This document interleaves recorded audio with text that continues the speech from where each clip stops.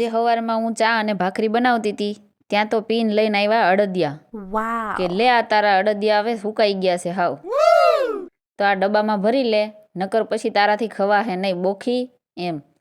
મેં કીધું બોખી કોને કહો છો? હું કાંઈ બોખી નથી. પછી મેં કીધું કે તમે ડબ્બો ઉતારી દો તો હું અત્યારે અડદિયા ભરું, નકર પછી હું મારી રીતે ભરી લઈશ.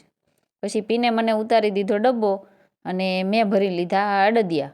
મેં કીધું કે હું આ અડદિયા ભરું ત્યાં સુધીમાં તમારે પણ મારું એક કામ કરવું પડે. Oh my God. પછી તો હું પીનને બોલું એ પહેલાં જ પીનને ખબર પડી ગઈ કે મારે શું કામ કરવાનું છે.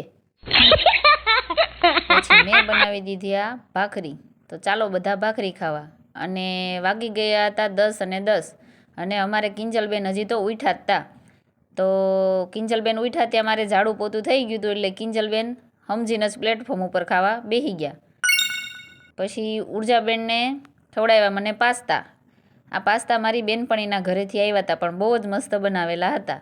આહા. પછી તો હું અને ઉર્જા અમે બે બધા જ પાસ્તા ખાઈ ગયા અને મને લાગ્યું તીખું. તો ઉર્જા કહે કે મમ્મી આપણા ફ્રીજમાં ચોકલેટ પડી છે, લે હું તને ચોકલેટ ખવડાવું. આ ચોકલેટ એના મોસીન મામા લાવેલા હતા પોલેન્ડથી.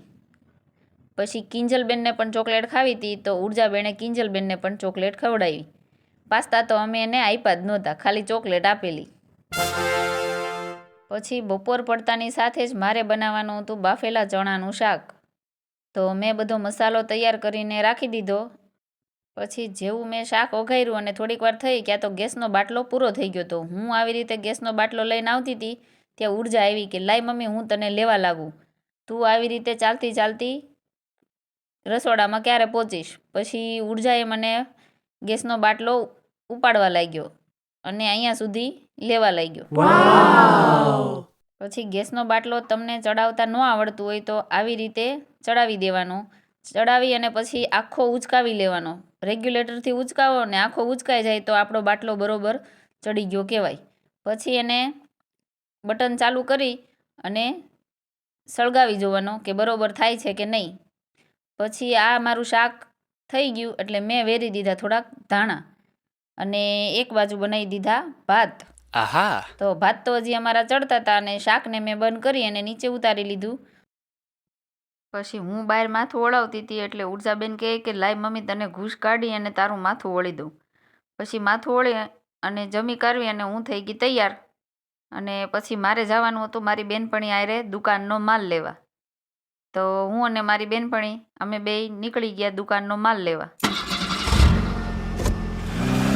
હું મારી બેનપણી અને ઉર્જા અમે ત્રણેય કિંજલબેનને ટાટા કરી અને નીકળી ગયા માલ લેવા.